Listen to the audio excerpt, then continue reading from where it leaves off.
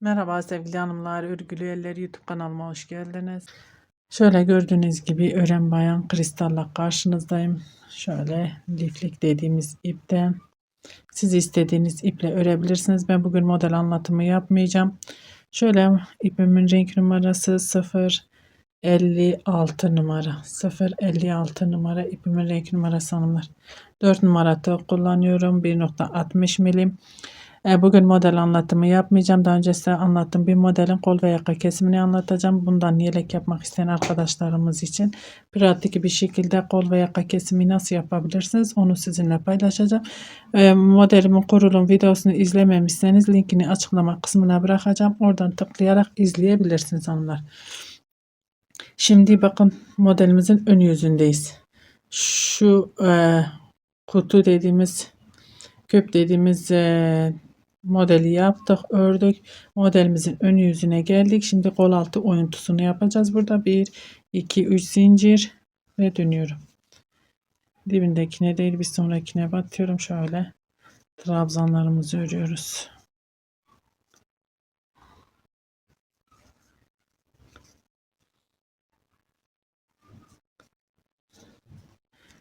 Zincirin altından girdim. 1 2 3. Burada olması gereken, şimdiye kadar olması gerekeni yapıyoruz. Şimdi buradaki trabzanların tepesine de batacağım. Burayı atlamayacağım çünkü burası bizim kol altı oyuntumuz olacak hanımlar. Şöyle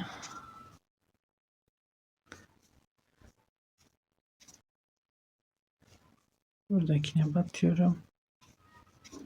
1 2 3.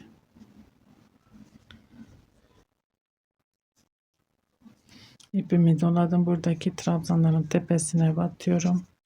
Trabzan. Şöyle model anlattığım küçük bir parçada size kol ve yaka kesimini nasıl örebilirsiniz onu sizinle paylaşıyorum hanımlar. Şimdi burada şöyle göstereyim size hanımlar. 1 2 3 4 5 tanesi burası bizim şu trabzan olacak. Burası kol altı oyuntusu olacak. O şekilde ayarlıyorum. Şimdi buraya yine 3 tane trabzan yapacağım. Ve normal bir şekilde modelimi devam ettiriyorum hanımlar. Burada. 3 tane trabzan, 2 zincir çektim. Buradaki trabzanımı bakın şöyle buraya atlıyorum. 1 2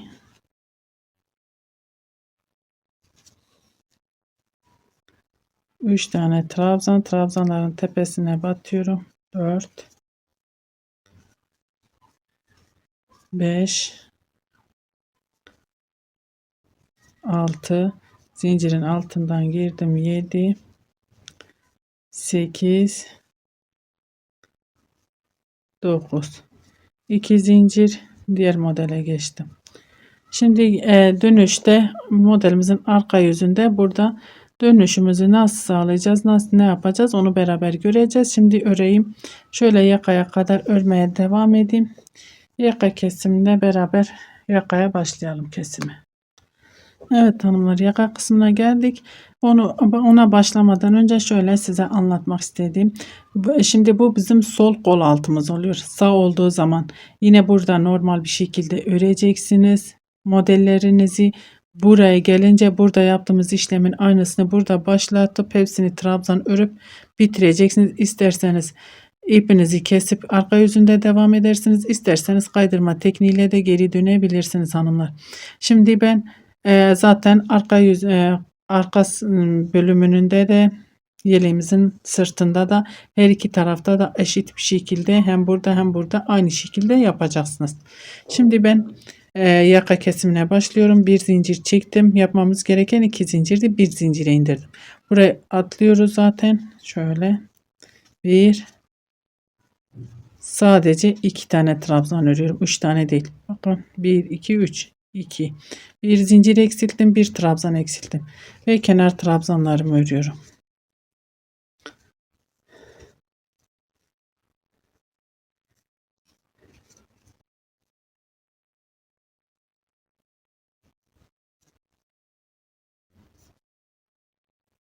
Siz yeleğin arka kısmını da nasıl öreceğiz, nasıl keseceğiz, niye onu göstermiyorsunuz diyorsunuz yani. Zaten burada ne yaptıysak karşı tarafta da aynı şeyi yaparsak düz bir şekilde örmeye devam edeceğiz. Yeleğimizin arka kısmı da o şekil oluyor. Önlerde zaten tam tersi kesim oluyor. Burada 5 tane trabzanımız var zincirle beraber.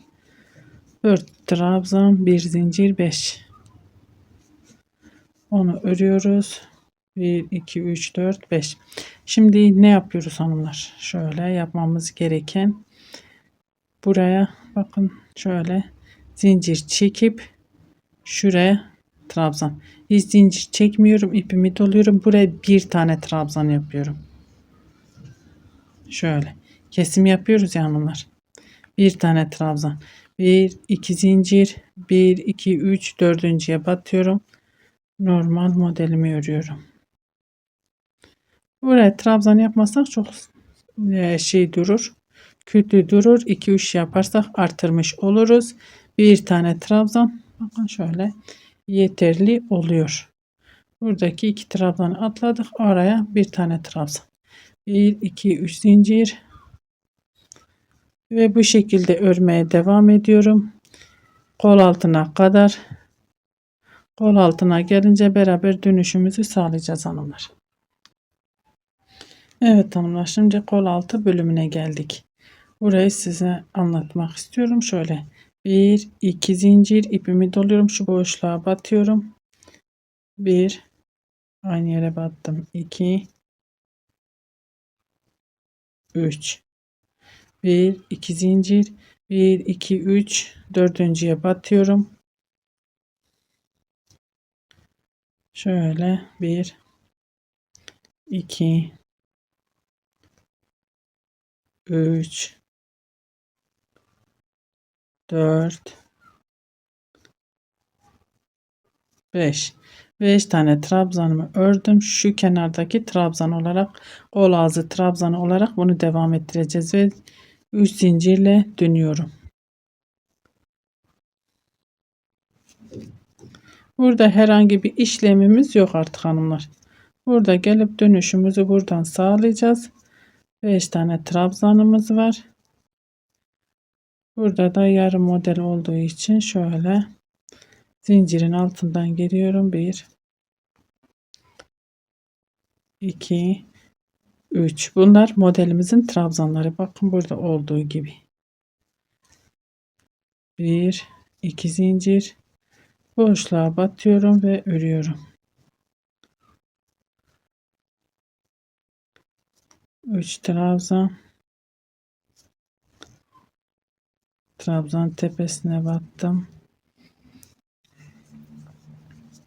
3 trabzan da trabzanın tepesine, zincirin altından giriyorum. 3 trabzan da burada. Toplam 9 tane trabzanımız oluyor modelimizde hanımlar.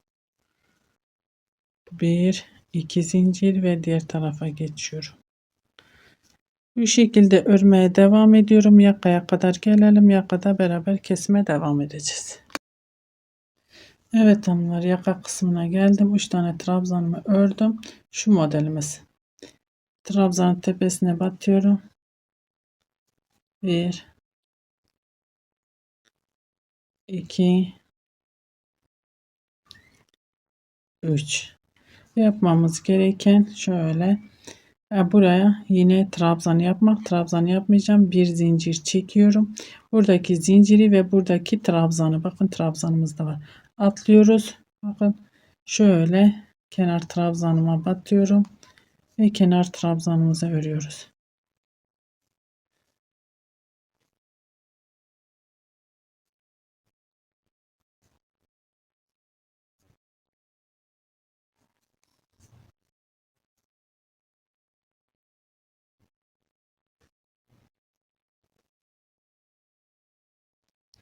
Bir 2 3 zincir ve dönüyorum. Dibindekine değil bir sonrakine batıyorum.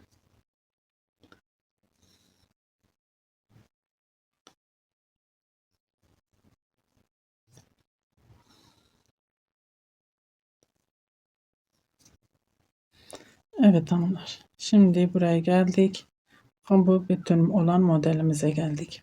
Burada yapmamız gereken şöyle buraya 3 tane trabzan yapmak. Ben 3 tane değil bir zincir çekmeden ipimi doluyorum, zincir çekmiyorum. 1 2 atlıyorum. Bir ikinciye batıyorum şöyle. Bakalım 2 tane oluyor mu? Evet, şöyle hem zincir yapmadım hem de bir trabzan eksilttim. 2 tane trabzan ördüm, ipimi doluyorum, zincirin içine girip şöyle normal bir şekilde trabzanlarımızı örüyoruz. 2 zincir, 1 2 3 dördüncüye batıyorum, trabzan. Şimdi bu şekilde örmeye devam edelim. Burada herhangi bir işlemimiz yok. Kenar trabzanlarımızı öreceğiz. Geri döneceğiz. Yakaya gelince beraber kesime devam edeceğiz hanımlar. Evet hanımlar. Şimdi geldim yine yakaya. 1 2 zincir ipimi doluyorum. Şu boşluğa batıyorum. 1 2 3 tane trabzan örüyorum buraya. Burada zaten 2 trabzanımız var. Hiç zincir çekmeden şöyle ipimi doluyorum ve kenar trabzanlarımızı örüyoruz. Buradaki trabzanları atlıyoruz.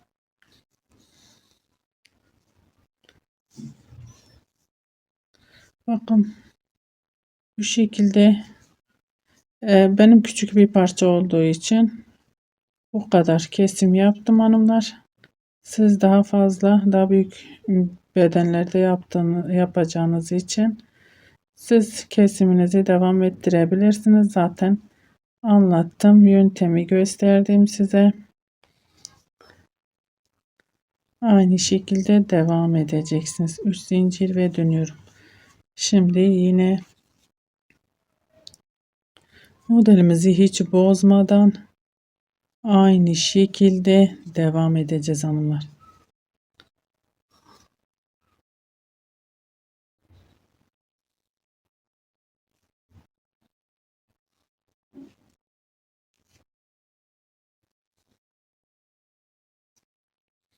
Bir, iki, üç, dört, beş. Burada zaten şöyle şu trabzanları sayın. İpimi doluyorum. Boşluğa batıyorum.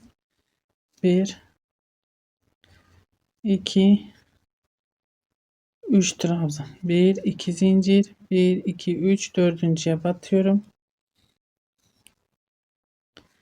Artık düz bir şekilde öreceğim hanımlar. Kesimi bitirdim. Bir, iki zincir.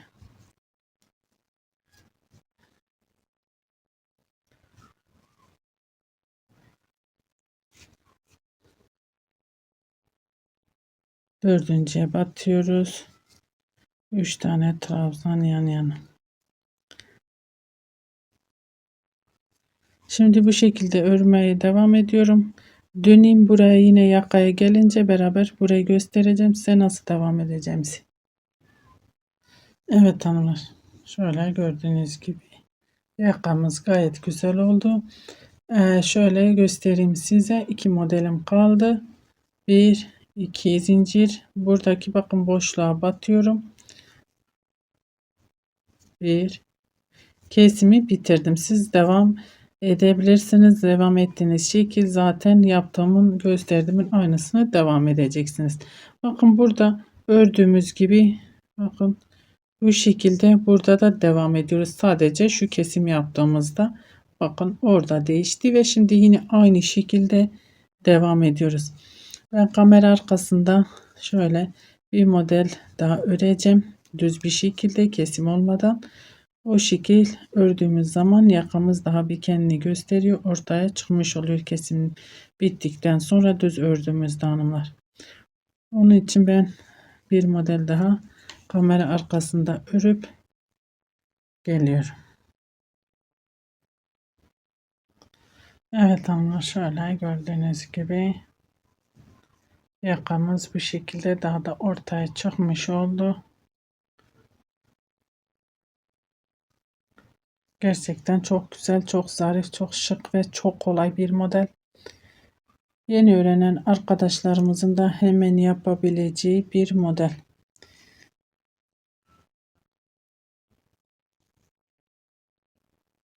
Umarım anlatabilmişimdir. Beni tercih edip izlediğiniz için teşekkür ederim. Bir dahaki videomuzda görüşmek üzere. Hoşça kalın.